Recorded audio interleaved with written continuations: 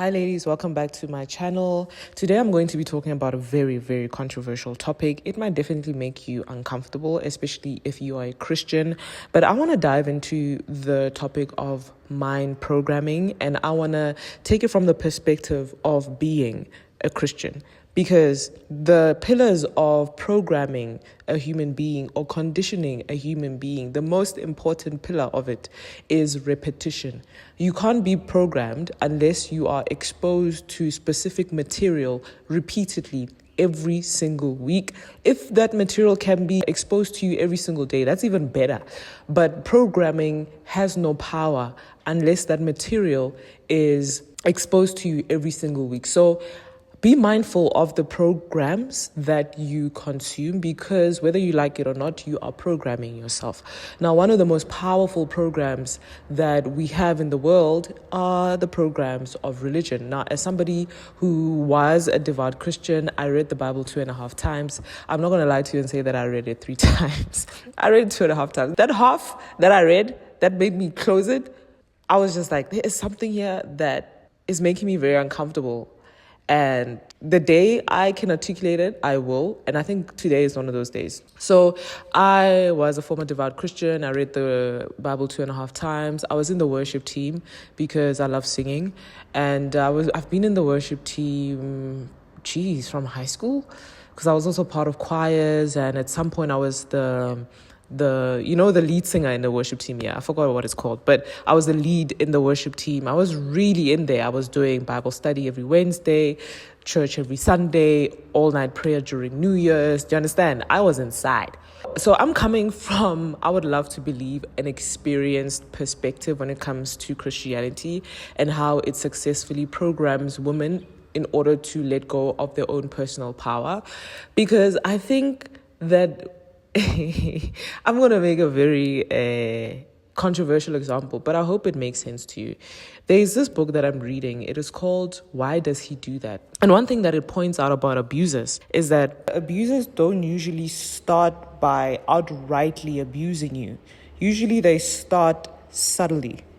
One of the tactics that abusers use in order to test whether you tolerate certain behavior and whether you're going to stay even though some boundaries have been crossed, is that they test you with distortion, a distortion of the truth. And the Bible starts its story with the distortion and the disrespect of the contribution of the divine feminine. I would like to believe that the book of Genesis does that. I believe that the book of Genesis is a book that is written especially to program women to believe certain things that will give their power over to men. So the first thing that Genesis does, Genesis sets the foundation by blatantly lying. It sets the foundation by making you believe that a human being can come from a man, which is a blatant lie, because every single day we see examples in hospital where human beings come out of the womb and the vaginas of women. It is a blatant lie that they put right in your face. And if you can fall for that lie, they got you. You've successfully handed over your power of creation and you've given it to that man. It blatantly lies to you and says that a human being comes from a man, comes from the rib of a man, which is something that you can't even see in real life. Where have you seen in a hospital where a man births a woman from the side of his body? It doesn't exist. So if you can believe that lie, you have given away your power. Because as women, our power, or one of our many powers, is to birth human beings, to create human beings. If you can believe that lie, they've got you hook, line, and sinker. That's the first lie. It gets you into believing that the natural hierarchy should be God, man, and then woman. But one thing that we can all attest to, Mother Nature is a perfectionist that respects patterns and respects order. Mother Nature rarely does something once and then that thing never happens again. Mother Nature is a divine being that is repetitious, is cyclical, does things in cycles, in patterns, right? So the natural pattern of creation or of birth or of a creation of another human being is that there's a woman and then the human being is birthed through the canal of a woman. That is the natural order of things. So the God who is of natural order should have created woman first. The woman births the other human beings, and then creation is made. But there was a distortion in the natural order of things, which psychologically programs the women and also the men who are listening or reading this content to believe that the natural hierarchy of things should be God, man, and then woman. But we can all feel that there's something fishy here. The second lie, or the second deception that they give to you openly, is that they try to convince you that if a man is in a situation where a woman is offering something nice, the man all of a sudden loses his willpower, loses his mental ability to make decisions and to choose or to say no. And if that decision that they made gets them into trouble, he can blame a woman. I know in my comment section, people are going to say, yeah, but Adam was the first Christ. They had to go down they have to go through the downfall so that, you can later be saved by Christ. I genuinely believe that Christ should not even had been in the picture. Because if this man had taken personal accountability and personal responsibility of his own decision making and said, no, Eve, thanks for the offer, but I'm passing. Why can't we have a genuine and honest conversation about men taking responsibility for their actions? Why can't we have a conversation about men saying no and practicing discipline with their bodies and the things that they choose to do with their bodies, the pleasures that they choose to partake in? I think that's a better conversation than pushing that responsibility, pushing it to the side, and then blaming the woman for the downfall. Listen, I'm not saying Eve was an angel, but the man could have said no, guys. That thick book that we're reading could have literally been 20 pages.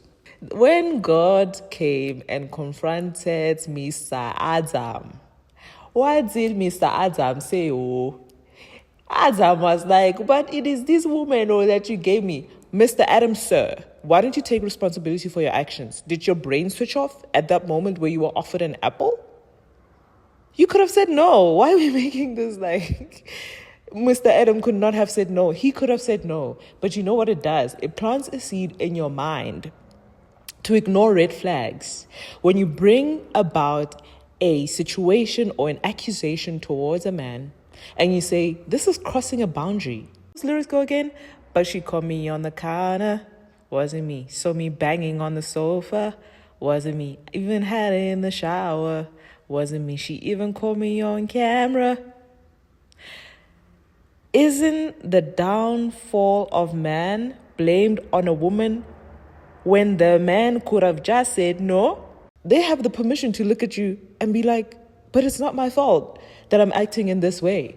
I don't have control over my urges. This is how men naturally are wired. Once you agree to the story of Genesis, love, don't be surprised if you find yourself in a marriage and you can tolerate cheating. Don't be surprised when you're in a marriage and you can tolerate abuse. Don't be surprised if you're in a marriage and you can tolerate being overworked when you're pregnant. Because the sanctity and the value of what you bring to the world, the fact that you birth creation, has been diluted. Because we have an example in this book that a man can do it too. And the moment that women accept this kind of conditioning, where men don't take responsibility for their actions, where men are allowed to lie and take accountability for creations that are not theirs, it opens up a can of worms that spills over into a corporate world. It spills over into the romantic world. It spills over into the female mind to make her believe that everything bad that happens is her fault, which is a lie. And I guess from this conversation, I'd love us to really be mindful of the content that we consume. Like, I'm in a space and a period right now, where I'm only listening and watching female content unless it's the news. If I want to get advice on how to be great in the corporate space, in the business space, I listen to successful women. If I want to get advice about how to be successful in maybe romantic relationships, I listen to advice from women.